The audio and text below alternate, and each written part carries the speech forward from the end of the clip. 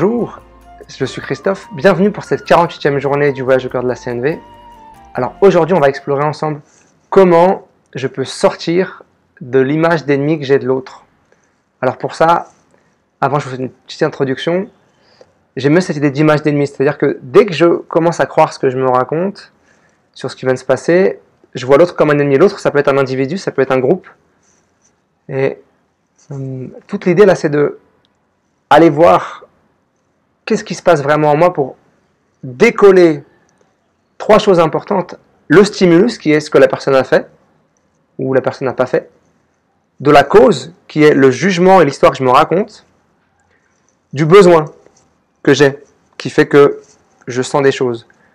Si je distingue les trois et que j'arrive à démêler les trois, alors la colère s'en va. Et donc l'image d'ennemi que j'avais va s'en aller aussi, parce que je vais avoir vu mon jugement et vu en fait de quoi ça parlait chez moi. Je vous prends un exemple très concret tout de suite. En ce moment, je regarde des vidéos didactiques de danse, et ces vidéos se passent dans un groupe. Et dans ce groupe-là, il y a une femme, elle arrête. Alors je vais vous le dire comme ça vient le jugement. Elle n'arrête pas de poser des questions et de prendre la parole pour rien dire.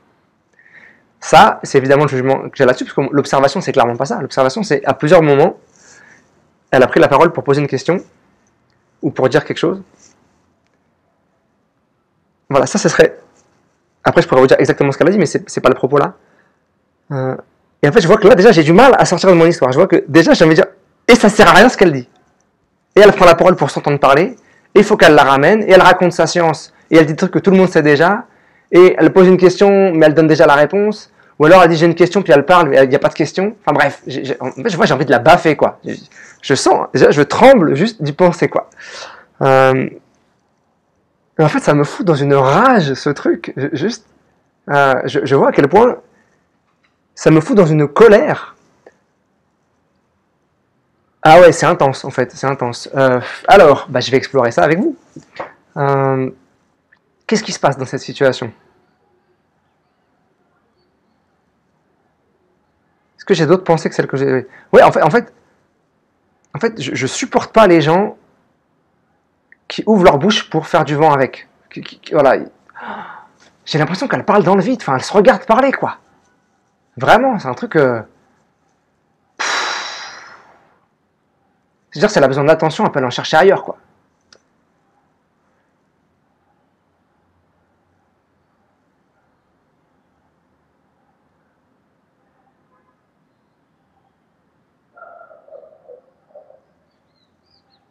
Ouais, je crois que c'est tout ça que j'ai comme jugement. Alors maintenant, je vais aller voir ce qu'il y a comme besoin derrière ça. De quoi ça parle chez moi, ce truc? Alors, je vois qu'en premier,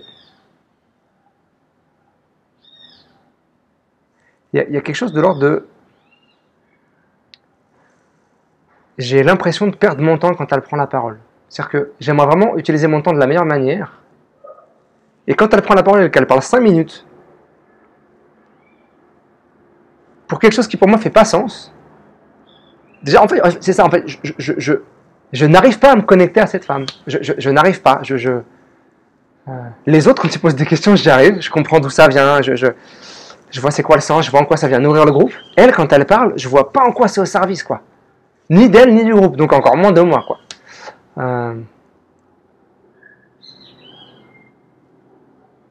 Et en fait, je crois que c'est ça. Je crois que c'est ça qui est là en profondeur. J'aimerais pouvoir me connecter au sens de son intervention. Et je vois pas le sens.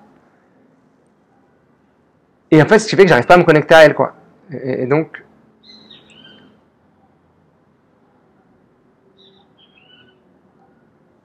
Ouais, je vois que en fait, au final, je vois que j'ai de la tristesse, là, de voir que j'arrive pas à me connecter à cette femme, quoi.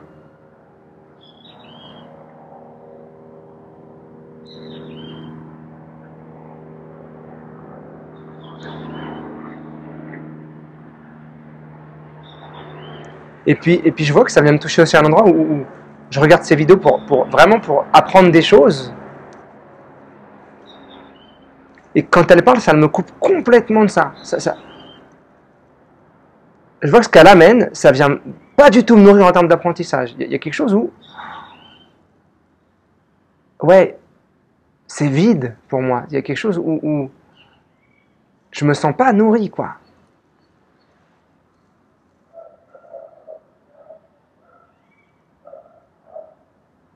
Et là, je vois qu'il y a une forme de...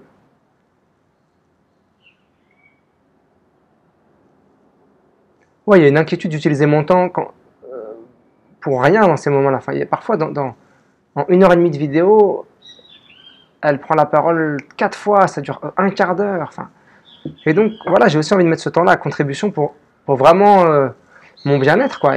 Et ça contribue pas.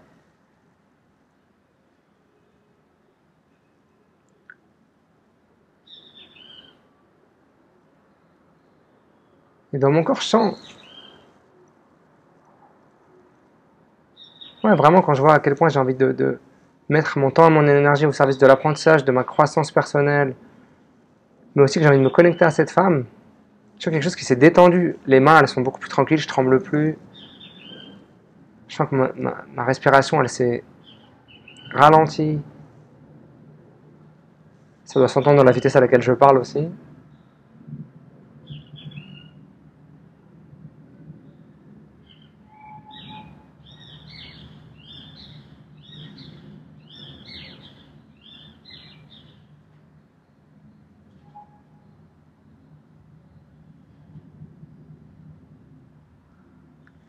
Ouais, je vois que là, je me sens vachement plus serein. Et ça me donne envie de faire 2 choses. La première, c'est quand je vais re-regarder des vidéos didactiques, parce qu'elle va apparaître dans d'autres vidéos, je le sais, je vais vérifier comment je me sens quand elle apparaît et qu'elle pose une question. Si je vois que je suis pris par de l'émotion encore, bah, je vais accueillir de nouveau. Et sinon, je vais voir si j'ai envie de me donner comme objectif de tenter de me relier à son intention, tenter de me relier à qu'est-ce qu'elle essaye de nourrir chez elle quand elle pose cette question, quand elle dit cette chose-là. Voilà, pour vraiment tenter de me connecter à elle. Puis si je vois que j'y arrive pas et que c'est vraiment intense pour moi, alors je peux aussi choisir, et je ferai ça certainement si ça se passe comme ça, d'accélérer la vidéo jusqu'à ce qu'elle ait fini de parler. Au risque de perdre peut-être quelque chose de super génial qu'elle va dire, mais au moins je vois que ça préserve mon temps et mon énergie à un endroit. Et je vérifie comment je fais avec ça.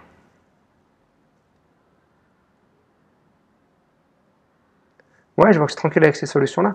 Puis je vois qu'en fait, je la vois plus comme un ennemi ou comme un monstre. Enfin, tous les jugements que j'avais, ils ont été accueillis. Et je vois que, ouais, j'ai vraiment séparé le stimulus qui est ce qu'elle dit, de tout ce que je me raconte sur le fait qu'elle parle pour rien dire, de mon besoin vraiment de prendre soin de mon temps et de mon apprentissage. Et ça me donne vachement de clarté en fait, ça me donne beaucoup de paix. Voilà, alors si je vous résume le processus que je viens de faire, et que vous pouvez faire chez vous aussi, vraiment l'idée c'est de séparer les faits concrets de tous les jugements que j'ai, et je vais accueillir tous les jugements, ils sont bienvenus, hein, je les laisse sortir.